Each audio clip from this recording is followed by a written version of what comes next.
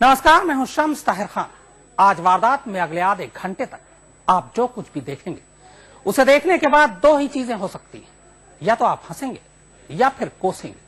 हंसेंगे उन लोगों की अक्ल पर जो ये सब कुछ कर रहे थे या फिर करवा रहे थे, और कोसेंगे उन इंसानों को जो 21वीं सदी में जीते हुए भी ऐसी हरकतें कर रहे थे मानो बाबा आदम के दौर में जी रहे।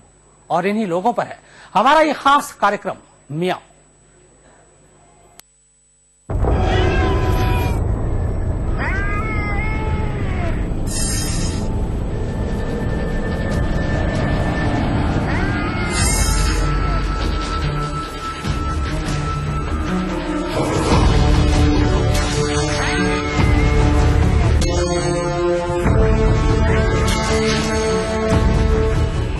अंधेरी रात, चौतरफा सन्नाटा, और सन्नाटे को बीच बीच में चीर इस बच्चे की दर्द भरी चीख। रात के अंधेरे में इतने सारे लोग शहर के इस कब्रिस्तान में शायद पहली बार जमा हुए। ये लोग इस वक्त यहाँ किसी मुर्दे को दफनाने नहीं आए, बल्कि इस कब्रिस्तान में आज ये लोग उस जिंदा शय को दफनाने आए हैं जिसे इनमें से किसी ने नहीं देखा।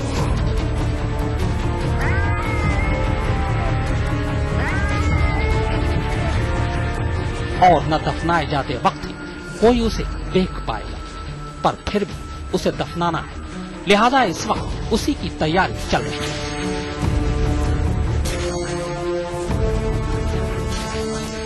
जानते हैं वो अनदेखी जिंदा शय क्या है?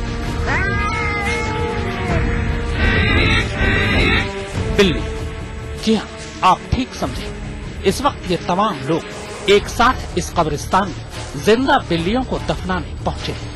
अब आप कहेंगे, पर यहाँ बिल्लियां तो कहीं दिखाई नहीं दे रही, तो फिर उसे दफना कैसे रहे?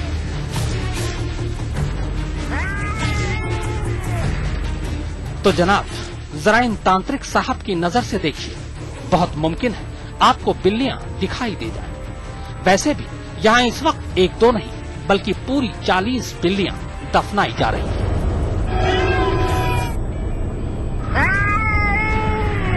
तो कहीं नजर आई आपको बिल्लियां? नहीं।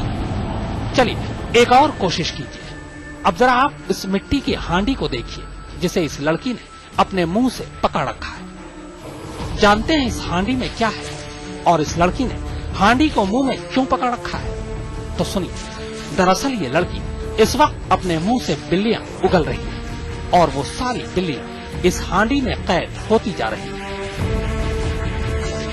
जी हाँ, इस हांडी में इस वक्त 40 बिल्लियां कैद हैं, क्योंकि इस लड़की ने 40 ही बिल्लियां उगली है।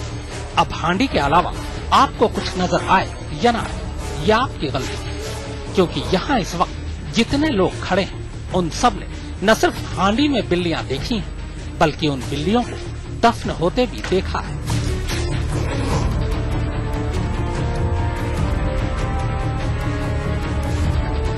अब भले ही बिल्लियां आपको दिखाई न दी हो, पर फिर भी आपके जहन में ये सवाल तो उठ ही रहा होगा कि आखिर पूरा शहर की तमाम बिल्लियों को कब्रिस्तान में दफनाने क्यों पहुंच गया है? तो जनाब, इसके पीछे भी अलग ही कहानी है।